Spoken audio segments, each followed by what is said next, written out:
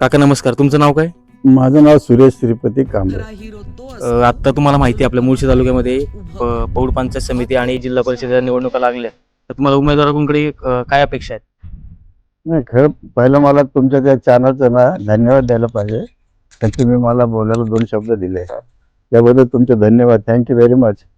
खरं म्हणजे मी सध्या इथं शहरातनं इकडे आलो खेडेगावात. लोक खेडेगावातनं शहरात जातात, पण मी उलटी दिशेने आलेलो आहे. तर मी इथे जाऊन मला 6 वर्ष झाले, पण इथले इलेक्शन वगैरे मी पाहिलं. इलेक्शन कशी असावी? पारदर्शक.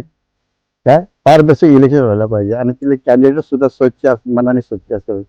परंतु मी इथे हेच पाहिलं की इथनं इलेक्शन म्हणलं की इथली जनता पण मटणाच्या मागे धावते राव. तेच आपल्याला आता सध्या काय? खूप बदलायचंय. इथली जनता मी पाहिले, आपल्या विलेजेस मधली खेडेगावातली जनता, एखादा उमेदवार आला की चला हॉटेलमध्ये पार्ट्याच करतात. अहो, इलेक्शन म्हणजे काय मटण मासे आहे का? हे जे इलेक्शन आहे हे मतदान आहे. हे तुम्हाला न मागता, स्त्रीला सुद्धा न मागता मतदान बाबासाहेबांनी दिलेले, त्याचा आदर ठेवला पाहिजे.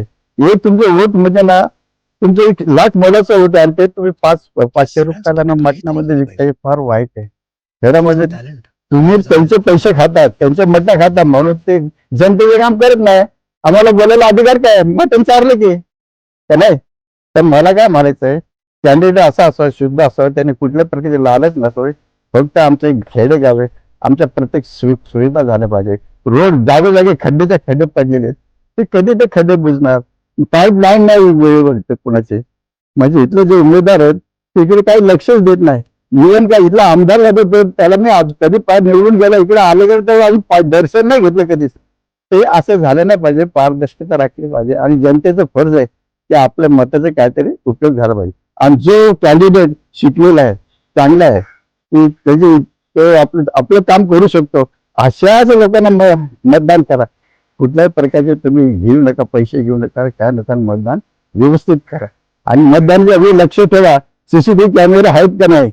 आणि प्रत्येक बूथ लेवल आपण सगळं सांगतो, त्याच्याकडे तुम्ही डॉक्युमेंट मागा. काय कॅन्डिडेटने त्याच्याकडे डॉक्युमेंट मागा, बाबा किती मतदान झालं, कसं झालं, ते सगळं प्रूफ मागा. वेळच मी बोलतो, जास्त काय बोलत नाही. पहिला तुम्ही मला चान्स दिला बोलायचा, त्याबद्दल धन्यवाद. धन्यवाद काका. एक विचारायचं होतं, आणि तुम्ही तमाम मुळशीकरांना काय आवाहन करसाल की कशा प्रकारे मतदान झालं पाहिजे, किंवा म्हणजे कशा प्रकारे मुळशीकरांनी ही निवडणूक आपल्या हातामध्ये घेतली पाहिजे? मी आताच तुम्हाला सांगितलं की ही निवडणूक करताना फक्त मतदारांनी एवढं लक्ष द्या की तुम्ही सुद्धा विकले जाऊ नका आणि त्यांना सुद्धा तुम्ही खरेदी करू नका. मतदान फेअर आणि पारदर्शक झाले पाहिजे. इकडे प्रत्येक कॅन्डिडेटने, प्रत्येक नागरिकाने लक्ष दिलं पाहिजे, कारण हा आपला राईट्स आहे. आपल्या हातात कुणाला निवडून द्यायचा, कुणाला राजा करायचा. आपण खरे जनता, आपण राजा आहोत. ते आपले नोकर आहेत, त्यांना नोकर म्हणून त्याच्याकडे काम करून घ्या. एवढंच मला सांगायचं आहे. चालतंय. धन्यवाद काका आपला वेळ दिल्याबद्दल.